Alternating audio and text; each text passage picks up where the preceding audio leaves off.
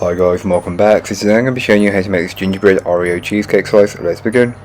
To get started on the recipe, you'll want to make the base. So to do that, take your gingerbread Oreos and blitz them down into a fine crumb in a food processor. Feel free to do this in a food safe bag with a rolling pin, but I find a food processor is much easier. Once you've got it down to a fine crumb, you can then go ahead and add in the butter, then mix again or blitz again until it's fully incorporated. The mixture should look something like wet sand. Then transfer it into the base of your 9x9 inch square baking pan, which has been lined with some parchment paper. Then spread it and level it out as best as you possibly can, and in the meanwhile keep compressing it down so you have a compact base. Then set aside until needed later on. I recommend leaving it in the fridge. To then move on to the cheesecake layer, you'll want to grab yourself a large mixing bowl, and into that mixing bowl place in all of your cheesecake ingredients and just give them all a good mix until they are fully combined. The mixture should be kind of loose but also be able to hold its shape a little. It's kind of a weird mixture, it's kind of gelatinous, if that makes any sense, and that's what you're looking for. So then just keep mixing until you've done that, but you don't want to overmix it due to the flour that's in there, but then you don't want to undermix as it won't come together as well and it won't be as light and fluffy as you need it to be.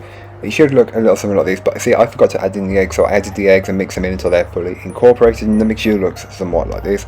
Then take your base from the fridge and top that with the cheesecake mixture that you've just made.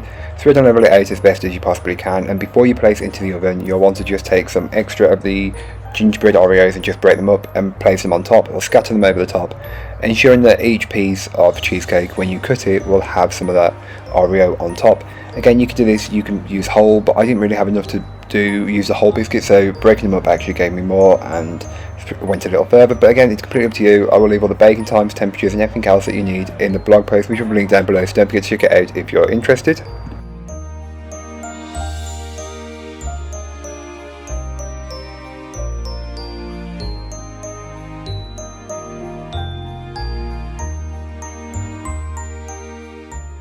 So once baked and fully cooled, you can then go ahead and slice up the cheesecake. I'm cutting mine into 9 portions, but feel free to go for more or less depending on how many people you want to feed with these. These are very generous sized portions, so feel free to cut these in half and share them.